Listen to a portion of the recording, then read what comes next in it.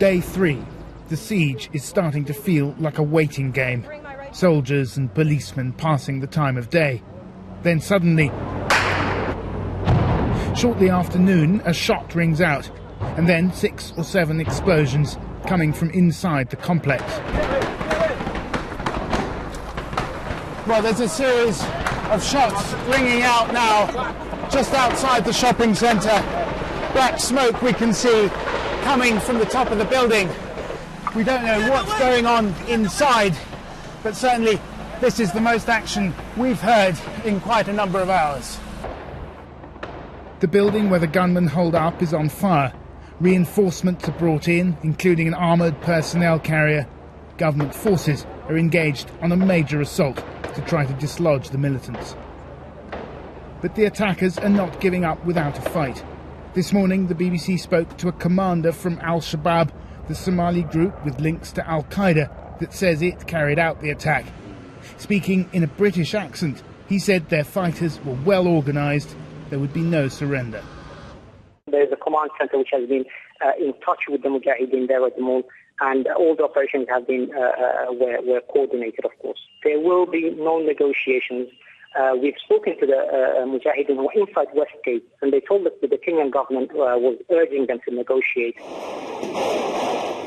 When the militants attacked the mall at noon on Saturday, hundreds of terrified shoppers fled. Those who managed to escape then were the lucky ones, but many of them are only now beginning to come to terms with their experiences. Kamal Kaur was hosting a children's cookery competition on Saturday when the gunmen struck. Her own daughter and son, aged 12 and 8, were injured in the attack. I had about 30 to 33 kids with me. The shooting was going on, it was going on. So we were in the corner. Just as I was telling everybody, bend down, just get over, because the adults were worse. They were animals. They were climbing on top of the kids to jump over the walls. And I was trying to save all the little children over there. They were stepping on the children. I think somebody carried my daughter out because she couldn't walk. She was hurt pretty badly on her leg. She couldn't walk. So a Samaritan picked her up and he ran off with her. And I just said a prayer, just look after her.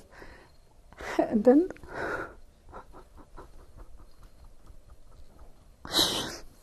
we pushed the kids away. We ran towards Java. We heard some more firing, so we thought they were back to fire at us. But it was the guys who had come in and they were protecting us, so they were firing to keep them away. The government said it killed at least 3 militants during today's assault, but still the crisis is not over. The terrorists could be running and hiding in some store somewhere or something, but all floors now are under our control. I also confirm that we have fully cordoned the building so that there is no room for escapees.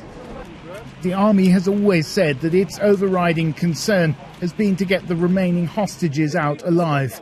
If there are any left now, they'll be preparing to spend a third terrifying night inside.